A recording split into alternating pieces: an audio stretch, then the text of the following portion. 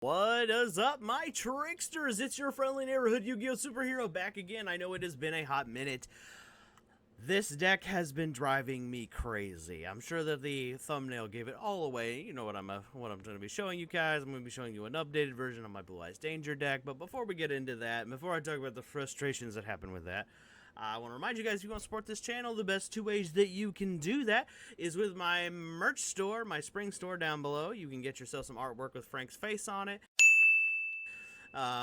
Or you can get yourself like with some dinosaur stuff on it. That's always fun. I'm always making up new stuff. And if you like anything, make sure in my merch store, make sure that you let me know what you like in the comments below. And if you have suggestions for things that I should put in my merch store, also let me know that in the comments below. And the other way you can support this channel is to go to your playmats through my link in the description and get yourself some custom sleeves. You can put anything you want on the back of them, including my logo, just saying, or any kind of artwork you find.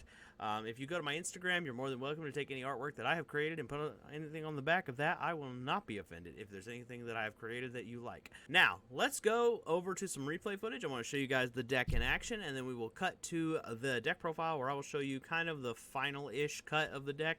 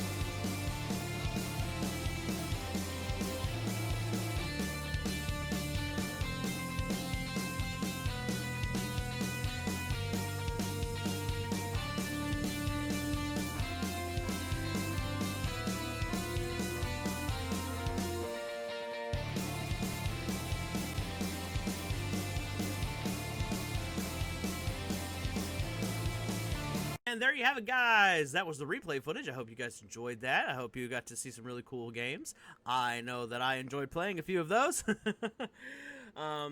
So this is the updated version of my Danger Blue Eyes deck and you're going to notice some weird stuff that I've kind of come up with, and I'm going to share that with you because you're obviously looking at some of the Dragoonity stuff and you're going, what the heck is that doing in here?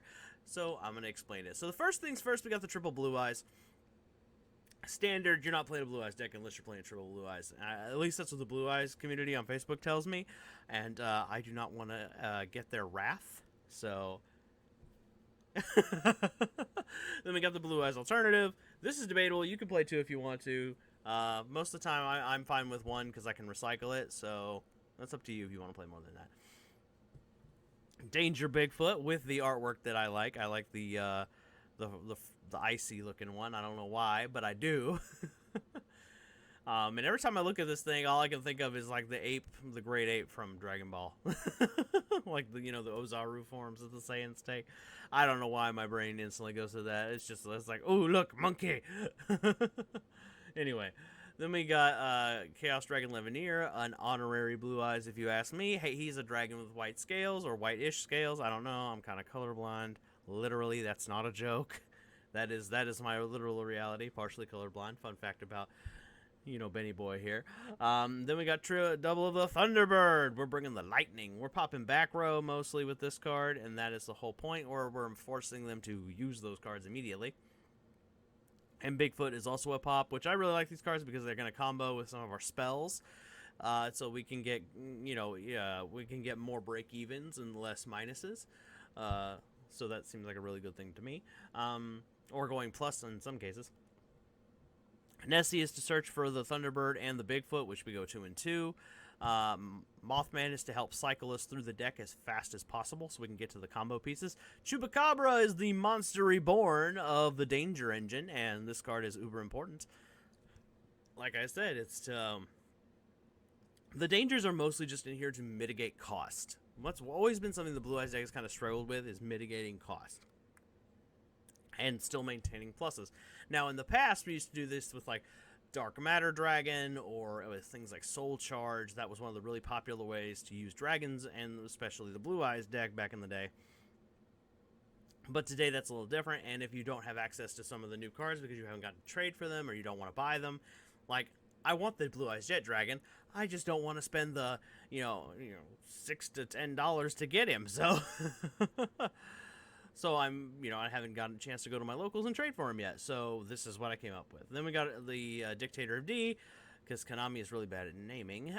We probably should play 3 of this, honestly, but I only own 2. And this is how I do a lot of my personal deck profiles. If I'm showing you a deck that I play, it's going to look weird, because it's going to be based off of what I actually own. Now, in the replay footage, you saw a different level 2 Dragoonity, and I'm just showing you the one I actually ended up settling on that I liked better. I showed you Archelias. This is Dragoonity Javelin, and I just decided it was okay for me to have the stronger one. It turned out when I was all said and done, because there were earlier versions of this that were playing like they were playing like cards of consonants as a draw card to kind of like figured, okay, well, I can search the Dragoonity. It turned out that really wasn't that helpful. It just made more bricks. So we lowered that Dragoonity engine down, and I ended up settling for Javelin, because there are going to be some times where maybe I just need that extra monster to hit with more points, and it's stronger, so it's there. And when we get to the extra deck, I'm going to explain a few other things. There's a reason why we are playing the Dragoonity stuff, actually. Then we have the Ancient's Stone. This is very important. This is going to help you get free Blue Eyes at the end of the turn. Possibly, and thanks to other Blue Eyes cards, we actually get to cycle stuff, so we get to keep reusing them. It's kind of fun.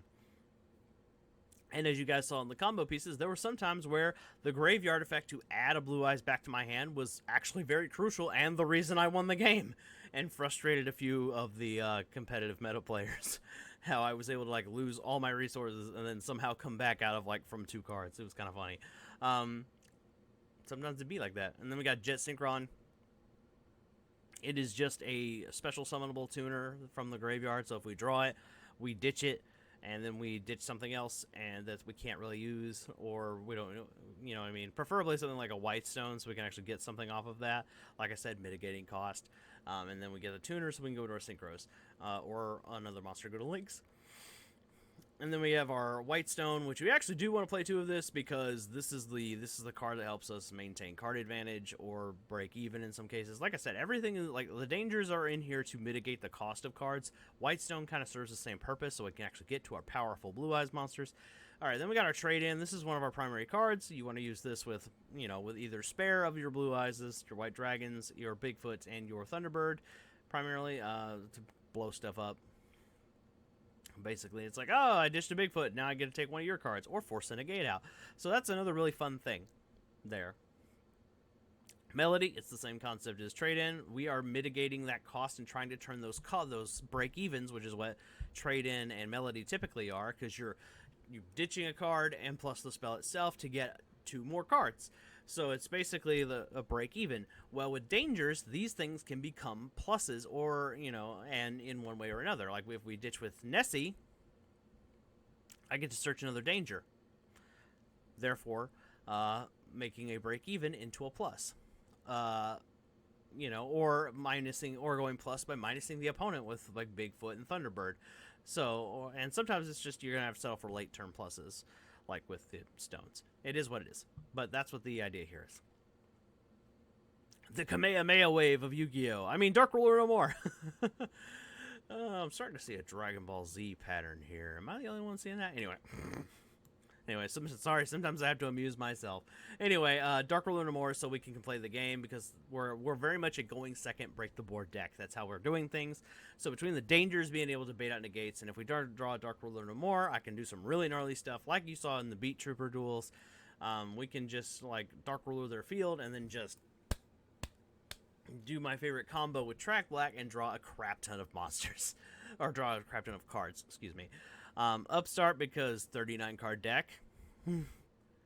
Card Destruction, because this combos with a crap ton of our cards. Like, literally, if I draw Card Destruction and I have Dangers and a White Stone and Jet Synchron, it is, ooh, as Yassine would say, it is, ooh, Merry Christmas. Happy Land City, as he would say. And that's the beauty of playing Card Destruction. It's such a powerful draw spell. It's like, it's the pot of greed of this deck. I am not kidding. You draw this with it like a White Stone and 2 Dangers, just look at your opponent and giggle. Especially if you have like some backup cards, but like, man, you can do some gnarly stuff. Monster Reborn, it's flexible. Gives us back, because sometimes we're going to need extenders. Monster Reborn is a spell that will give us an access to another extender. And sometimes what's really fun is when you've gotten through their cards, sometimes you get to resurrect stuff that, like, you know, is a negate or something, like Baron de Fleur or Dragoon or something, and that is just uber fun, bringing back their badass negate monster to use on your side. I love that shit. So, although I don't like it when it was used against me. I believe there's a replay where a Tri-Brigade opponent stole my alternative, and I kind of got a little frustrated there, but I stuck it out in the end. like the superhero that I am, I persevered. And then we got Called by the Grave, you know, because Ash Blossom. I wish Called by the Grave. There are times where I wish Called by was at 3, because I can't afford Crossout. Because I can't justify spending $30 for one card. I can't do it. I can't do it, or however much it is now. I don't even know, to be honest. That was just the last time I looked at it. But I would, because I hate Ash Blossom with a burning passion. That's why we're planning to go in second one deck with Dangers, because that's one of the cool things is Ash is a little less useful against this deck. Because, like, yes, they could Ash Blossom. Like, I've had it happen where they were like, I reveal a danger to do something, and because it includes the effect to draw, so by shotguns and Ash, thinking that's the end of it, and it's like, okay, reveal that same danger again. Because it never resolves, so it gets to try again. That's literally how that ever works. So it's like, you know, and I just kind of giggle. And also between the trade-ins, the melodies, and all the other stuff, there's so many cards that do draws and searches. Like, sniping the right card to Ash is next to impossible in this deck. Sometimes players on Edo Pro can do it, but, you know, Most play of the time, that's not going to be the case. They're gonna ash the wrong thing, or they're gonna ash something, and it's not going to be as powerful or as relevant as it would be in other decks. Then we got our Ultimate Fusion. This card is actually very good for what we're trying to do here, because one of our key combo pieces is with the Blue Eyes Tyrant Dragon. It's one of the major combos in this deck, and this card just I cannot stop singing the praises of it. I mean, if we have alternative on the field, or a Blue Eyes that we brought back with, like, say, Dictator of D, or an Ancient Stone or something, we have this card. I mean, it literally becomes a fuse and pop. That is so powerful. Just the fact that it's like, oh, by the way, I also could blow something up potentially. Awesome. And because of that effect doesn't get used very often, it throws players off when it happens. I cannot tell you how many times a player actually had the chance to stop this, didn't, because they didn't pay attention to the fact that there's the chance to pop something on the field. And then I got to pop something and get free advantage because they didn't pay attention. Because most of the time when people use Ultimate Fusion, they're just using it to fuse from the graveyard to put resources back, which that's not bad. That's a great thing to have because it makes dead Ancient Stones it makes them useful again. And I love that. I cannot tell you how many times, like, I was able to actually get stuff back, you know, or dead melodies. That's a thing that the older versions of this deck actually had problems with, that the Ultimate Fusion spell actually fixes. Because I play one alternative, I have two ways to get it back. I have an Ancient Stone and I have Ultimate Fusion, and I can get it back both ways. And then those dead melodies are live again because now I have targets again, and I love that. There's recyclability in this deck, and it really did need that. There are other things that this deck would be better with. I'm not going to lie to you guys. There are cards I wish I had that I just don't have, and if I had them, this deck would be a lot more powerful than it is. But I'm telling you, this is a great skeleton. Then we got Dragon Ravine, which, funny enough, also makes the dangers go off. Like, how funny is that? Like, pitch a danger, go either get the Javelin, or pitch a dragon to the graveyard that I need, like one of the white stones, whichever one I need to happen in the moment. Most of the time, it's just to get the Javelin. Other times, it will be to pitch the stones. It's just going to kind of depend on your situation. There was a few times where I actually had to pitch a white stone so I could get a regular Blue Eyes, so the trade-in in my hand would be live. And so I did it. And then, of course, you know, they chose to negate the Nessie and not this, and that I pitched off of it. And it was like, ha, there you go. I just baited your... You know, you picked the wrong card. It's happened, literally. I pitched a Nessie off of... There was one game, I don't remember what I was up against, but I pitched a Nessie with Dragon Ravine, and my opponent saw that I pitched a Nessie, so they waited to see what I sent off of Dragon Ravine, and I sent the White Stone. And I figured no matter which one they stopped, whether they stopped Nessie or they stopped the Ravine or the White Stone, one of these was going to lead me to a level 8 that I could use the trade-in off. And either I was going to get Nessie to give me Thunderbird or Bigfoot, or I was going to get a White Stone in the grave, which would get me Blue Eyes. They chose to block the Nessie. I ended up getting a Blue Eyes, and I still managed to go off anyway. It was hilarious. Anyway, now let's get to the extra deck. You can ignore the side deck. Those are more suggestions. Everybody plays a little different, so you guys really, when it comes to the side, just kind of play what you feel is best. I'll talk about some of the cards I think are really good for you to play, and then and that'll be the end of it. Most of these you won't want to use unless you want to use them. You know, I don't know. Don't let me tell you. First, of course, we got our Blue Eyes Alternative Ultimate Dragon. This is just if it's available to make, we'll make it with Ultimate Fusion. This is going to be mostly useful against something like Sky Striker. You know, cards that target a lot. There was a few times where there was a few deck. I can't remember what deck it was, but there was one deck that targets a lot, and everything in their deck targets. And I just summoned this guy, and the guy got really frustrated because he couldn't get rid of it, and he left. I don't remember who that was up against. Now, we are playing the Twin Burst because there's an alternative strategy in here that is the part of the major move that I want to make with this deck. It's very simplified, and this one can do that same move, but to a lesser extent. I mean, a +2 is a +2. You know what I mean? So is what I figure. This guy's the big key, Blue Eyes Iron Dragon, because he can attack everything. We are playing, and this is going to combo with Track Black, and I'll talk about that combo here in a minute. But this is the big guy. This guy attacks everything, and if you happen to side in trap cards and going in game 2 and 3, you can get those trap cards back at the if this guy battles, and that's really good. It just kind of depends on what you're doing. There are actually trap cards you could play in this deck that actually wouldn't be bad, especially if you went for more like graveyard oriented stuff, like say Breakthrough Skill or Lost Wind as examples. Now we're going into the synchros. We are playing Dragoonity in our Aradir. That's probably not how you say it, but basically, this is a poor man's Deflor or whatever, the Baroness Deflor or whatever, the the level 10 that everybody's playing. That's an Omni Negate. If you cannot afford that card, because I cannot, what I did was I managed to sneak in a little Dragoonity package. So because this works because it only needs a Dragoonity tuner. So we play the one Javelin. I used Archelaus in the replays, but it would have been irrelevant if it had been a Javelin. So either one is fine. Plus any of the level 8 monsters, which you pretty much get for free in this deck because they're dangers or there's tons of setup for it. And then you get to turn them, like for example, like say you could blow something up with an alternative, normal summon the Javelin, and then you turn it into this guy, who is a walking negate, which also, fun fact, if this guy battles another monster, he gets to banish it.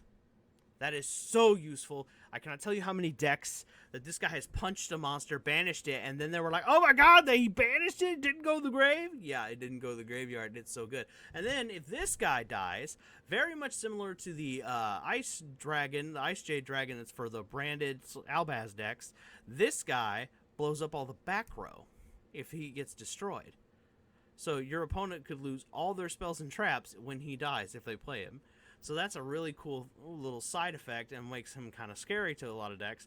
I mean, it's not as good as the Ice Jade where he blows up the monsters, but, hey, we'll take what we can get. This is very much a poor man's, like, especially if you can sneak in, like, a small, like, Dragoonity engine like I have in here with the double Dragon Ravine and the Javelin. The Dragon Ravine's useful because it has other uses than just to get this one Dragoonity monster. But I'm just saying this might be an idea for other players. Like, for example, if you're playing a different kind of deck, you might be able to, like, throw in a small Dragoonity package and make this card. I'm just saying this is like a poor man's, Baron Deflor. Then we got our Spirit Dragon, which I'm going to move some cards around here real quick. The Spirit Dragon moved with the Moonlight. The combo here basically turns this card into 2 disruptions. This was something I wasn't doing before. Initially, I was going for Azure Eyes, and then I watched another, what was it? I think it was Crush Cards had a video from another guy, and he made a very good point, so I emulated that because I really liked that point that he made, because by playing the Moonlight Dragon, it makes this card 2 disruptions instead of 1. So this card is a graveyard negate, which does come up. There are lots of cards in the graveyard, like for example, there's this Tri-Brigade player who has effects that activate in the grave, so I can negate that. And then I shifted into this and bounced a special summon monster back to the extra deck. So it's very much like, oh, cool. It's a negate and then a bounce. It's almost like a Blue Eyes. The combo is very much almost like a Blue Eyes equivalent to like when dinosaurs play Dulka. It's 2 negates for the price of 1. And, well, it's 2 disruptions in this case for the price of 1. In this deck, you more want disruptions of any kind. Not just narrowed down to negation. Although negation is really good, sometimes you just gotta work with what you got. Now the other synchro we're playing is Ravenous Crocodragon Arcathes. That may not be how you say that, but basically this monster is a discard 2 and destroy 1. And then when you synchro summon with it, you get to draw 2 or draw 1, excuse me, or draw based on the monsters. And there's the 2 ways you typically go about that is like a danger, a Tyrant of D and a level 1, or a level 1 plus any of the level 8s. I've literally had draw 1s and 2s off of this guy, and then of course the ditching also with dangers. I mean, like literally, if I play this guy, I could turn, his pop 1 could become a pop 3, essentially, or a pop 2 in a search or something like that. It's just it's kind of good. It's not fantastic, but the pop is really good, and it's a quick effect, and that part is important. Zombie Stein. A lot of players don't see this guy coming. They're just like, what, in a Blue Eyes deck? Yeah, because we play a lot of level 8s. Like, there are a lot of times I have literally been in situations where I have, play 11-year, then ditch a Chupacabra, bring back a Bigfoot or a Thunderbird that's in the grave, and then I get to make this guy after I pop something. And then now I have this 45 attack beat stick that I also can switch to defense mode, ditch a card, and negate something. And then that ditch, I believe... No, never mind, excuse me. It's a send 1 card. Well, sometimes I got to search off of it, with Whitestone. or a late term special with the Ancient Stone. So there's that. Then we got your Hope Harbinger. This is another card we can use to like redirect attacks, negate spells. You know, this guy's in every Blue Eyes deck, regardless of what they have. Then we got our Mech Knight Crusadia Avermax. I never really summoned this guy, but he is really good. If you can get him out, he's pretty badass. But getting him out is a bit of a challenge for this build because he's just not the card we really want to go for. But like I said, this is a budget build. You got to get what you can get. We got our Nightmare Unicorn and our Nightmare Phoenix. These cards also cause our dangers to go off and our Ancient Stones to give us pluses, so they become more break-evens instead of minuses like they typically would be. And I like that, so especially in this deck. We get to really abuse those things. And then we got our Dark Charmer because most of the decks in the game play at least one dark monster that's really relevant and powerful, so we can actually use this to climb into things like Unicorn and Avermax pending. So that's really useful, as well as also we can, if he dies, we get to add a dark monster with 15 or less defense. Well, guess what? Guess what our dangers that are dark monsters are. Yeah. I think it's add any dark monster with 1500 or less defense. Yeah, look at that. We can also add Bigfoot if we want. How funny is that? So, that's that. And then we got Track Black. This is the very, very important monster. So we're going to talk about him in just a minute. I'm going to bring him over next to this guy, and we're going to talk about that in a minute. Then we got our Striker Dragon. This is only in here to be used with these stones, the Ancient Stone and the White Stone, because this guy basically is just to get that off the field so we can go get a search or go get a bigger monster for later. That is all he really serves. And he's a dark monster. That does come important because there are going to be times where I need a dark monster, another dark monster, so I can make the Dark Charmer. So that is the other purpose this dragon serves. We're not playing the field spell. He's just a easy level 1 to go into. You also could have done this with Link Karibo if you have access to it. I only have one copy, and it's currently in my dinosaur deck being used. So I decided, okay, if I couldn't use Link Karibo, what would be the second best option? Striker Dragon's what came to my mind because the stones are the only ones I want to use it for anyway. Now, the reason why I wanted to bring up Track Black in here, because Track Black is the whole key to this deck right here, is Track Black, Dark Ruler No More, and Blue Eyes Iron Dragon. As you guys saw in the Beetle Trooper duels, I actually was able to pull this off twice. Once I didn't even need a Dark Ruler No More, if you can believe that. I just managed to bait all the negates out, and then it was just free to, punch forever. Track Black is this. You guys have probably seen me talk about this card before, but you've never heard me talk about it in the Blue Eyes deck. And the idea is you can combo this with this guy, just like you can with Ultimate Commander Tyranno. And basically what Track Black does is it picks them, you target a monster on your side of the field. Every time that monster destroys another monster battle, you get to draw a card. And this guy gets to attack everything. And the backup play is if you can't get to this because Ultimate Fusion isn't searchable, we are only getting to it by drawing a lot. That is why the dangers and the trade-ins and all that stuff. That's why this card's kind of consistent. It's because we thin the deck so quickly. But the plan B is Twin Burst, because at the very least we get to attack twice with this monster. And then, because unlike, with dinosaurs, it's very consistent to get out Ultimate Commander Tyranno. Blue Eyes doesn't quite have that consistency to get these two guys out that easily without playing really bricky cards like the Protoplant Engine or something like that.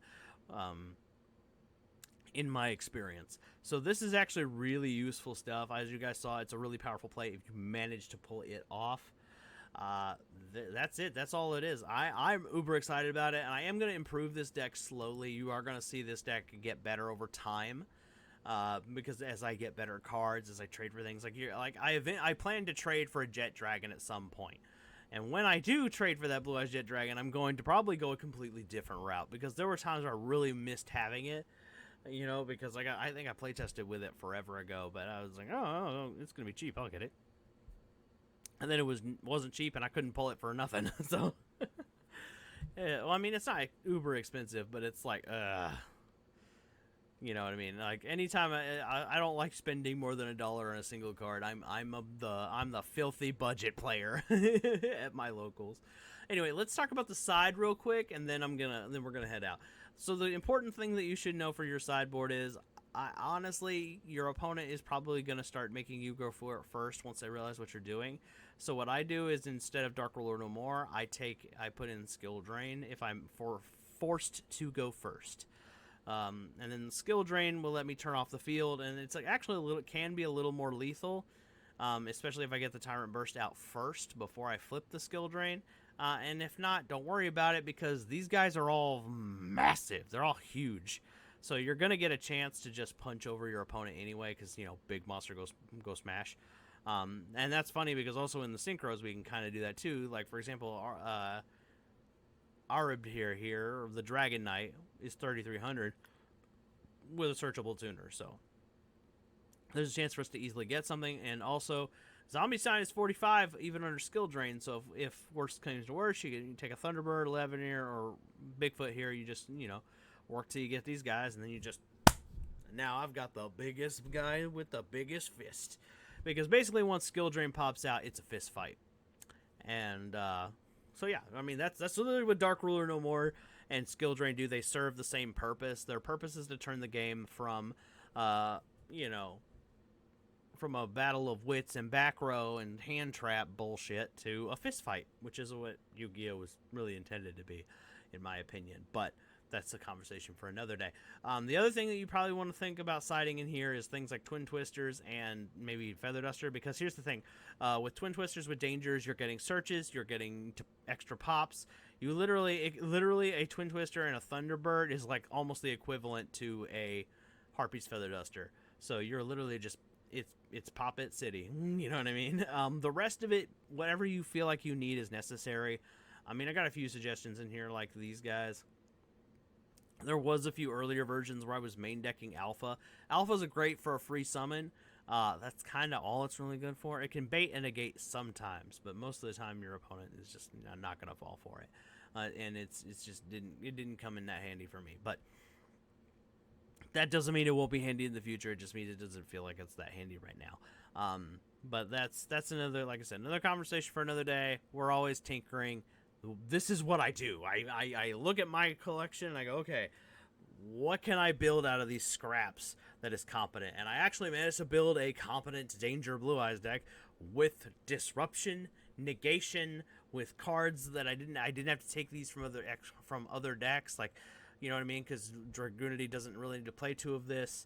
I don't know. Blue Eyes is the only thing that's ever used this proper, so it's like, that's all I'm saying, is sometimes you have more than you think you do. You just have to think outside the box, and thinking outside the box is what your friendly neighborhood Yu-Gi-Oh! Superhero does. Anyway, guys, if you enjoyed this deck profile, if you found it informative, it helps you get some ideas on how you can think outside the box with your own deck building process, let me know those things in the comments below. I would love to hear it. And I also would like it if you guys would do me a solid of liking the video, subscribing to the channel. And I'm your friendly neighborhood Yu-Gi-Oh! Superhero, and I will catch you in the next one. Peace!